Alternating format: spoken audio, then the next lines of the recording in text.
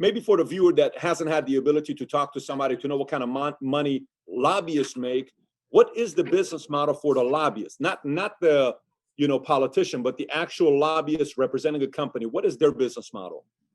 Well, their business model is to take their position, and their position may have been as a congressional staffer, it may have been for a member of Congress.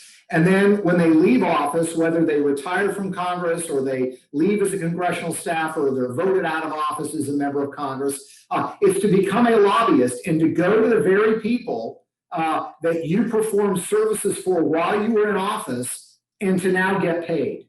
So, think about it this way. Sometimes there are transactions where if I'm purchasing something from you, you give me a good and I pay you back directly.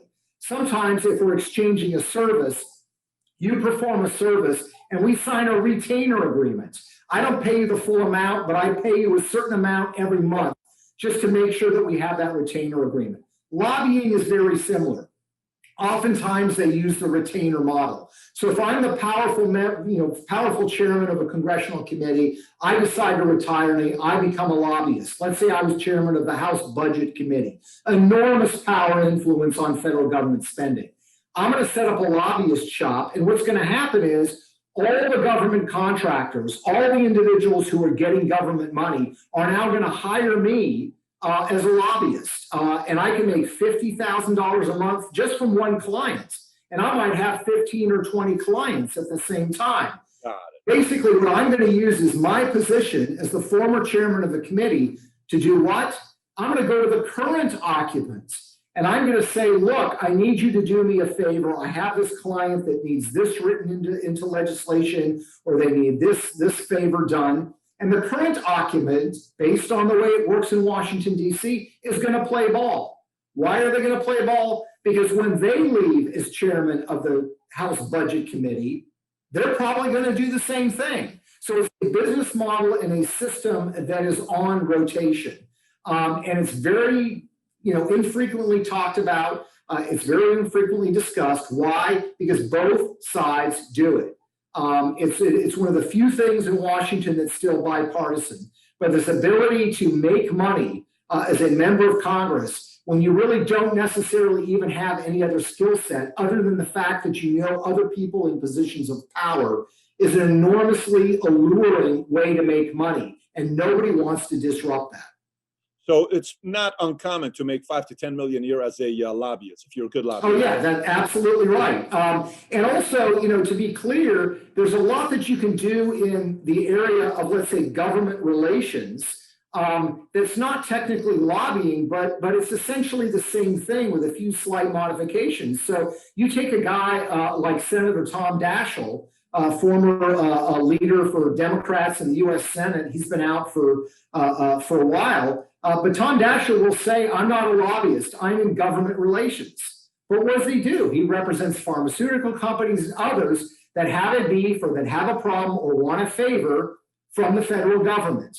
And as long as he doesn't cross that threshold into being a lobbyist, whereby he devotes a certain amount of his time to asking for specific legislation to pass, he can avoid being labeled a lobbyist. But he's still pulling in $50,000 a month from a client, doing favors and getting benefits from Washington, D.C. I mean, that's real money, making $5 to $10 million a year. You got pretty good lifestyle. Now, why do some of these guys, like if Nancy wanted to leave and say, I don't want to do what I'm doing anymore, I'm going to go out there and be a lobbyist and open up my own place and make a bunch of money. Why is she staying in? Why is Schumer staying in? Because the money isn't that good. I mean, I saw her net worth the other day, $140 million. I don't know how she's worth $140 million. And I saw that 60 Minutes, by the way. But why aren't some of them leaving to make more money as a lobbyist? That's a good question. I mean, some people, I guess, have different motivations. But I think to be more to the point, there are people in Washington, D.C. that are in elective office and have been there for decades who have mastered the art of enriching themselves, what I would call, again, legal graft. But they use their position as a member of Congress to self-enrich themselves. And let me just give you a couple of examples. One would be issues relating to stock market manipulation in favor. And this would be an example with Nancy Pelosi. So let's say you are a senator from the great state of Texas, and I want a favor. if I walk in and I give you a shoebox with $100,000 in cash, we're going to be in trouble because that's illegal. I can't pay you a bribe. You can't accept a bribe in exchange for a favor. But consider this, and this is something Nancy Pelosi has done for decades, but consider this. I need a favor from you, Senator. And oh, by the way, I'm connected with this company that's going to be going public. And I can get you access to the friends and family round of IPO stock, whereby you can buy stock for pennies on the dollar. And when this stock goes public, you're going to make $100,000 in a single day. Now, if that's our conversation, that's actually not illegal. And Nancy Pelosi has done this. I mean, we found in our investigation with 60 Minutes, at least 8 instances where she and her husband got access to IPO shares of stock before companies went public.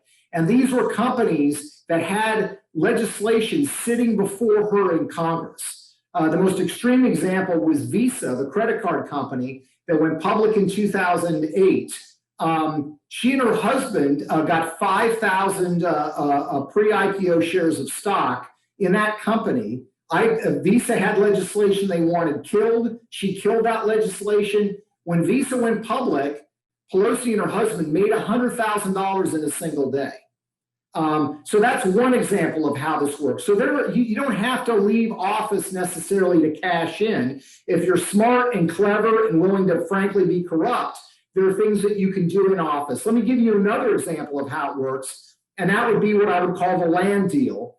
And here I could cite examples of Harry Reid, the former senator from Nevada. I can also talk about Dennis Hastert, the former Republican Speaker of the House. In Dennis Hastert's case, his net worth when he became Speaker of the House was minimal. It was a couple $100,000. By the time he left, only 8 years later, he was worth millions of dollars. Now, how does that happen? He's a former wrestling coach, went into Congress. How did that happen? Well, he used what I call the land deal. So he's the Speaker of the House. He buys himself individually as a private citizen as he can, a parcel of land in the middle of nowhere in Illinois where he's from. I mean, this is rural Illinois in the middle of nowhere, gets the land very cheap.